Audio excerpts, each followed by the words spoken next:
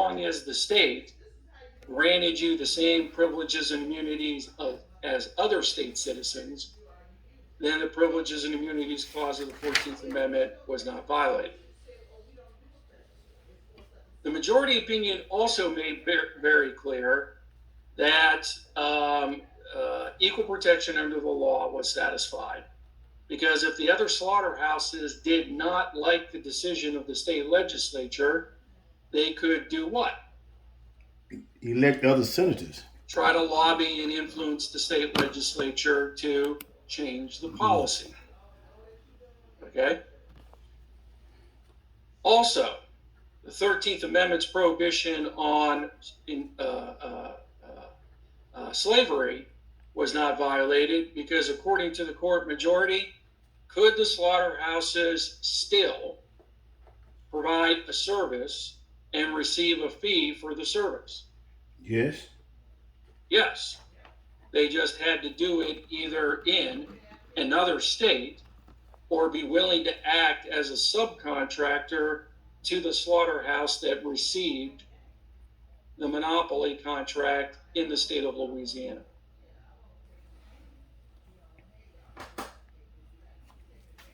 So basically, the majority in this case had very narrow interpretations of, in particular, okay, the 14th Amendment's Privileges and Immunities Clause and Equal Protection Clause. Now, there were two dissents. I believe one was by Fields and the other one by Bradley. Can anybody summarize either or both of those dissenting opinions? Ariana, please get us started. Yeah, I can summarize Justice Stephen Johnson Field's dissent. He argued that the 14th Amendment cannot be construed as only protecting former slaves.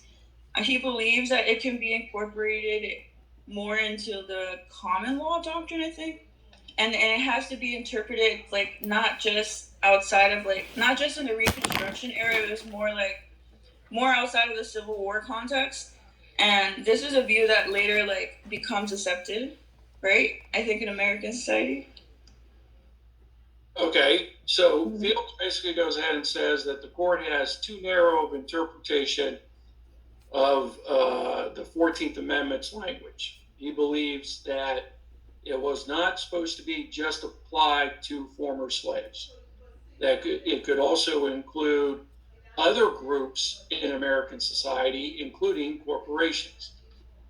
And for those of you whose politics are of the progressive side of the ideological spectrum, you might have an issue with Fields' dissent, because on one hand, it becomes the justification for broad interpretations of the 14th Amendment in regards to women's rights, the environment, the rights of other, if you will, minority groups. But it also quite clearly says corporations are individuals per the Constitution. All right? Nonprofits. Well, it could also include nonprofits. I mean, nonprofits are entities that are basically created by government tax code.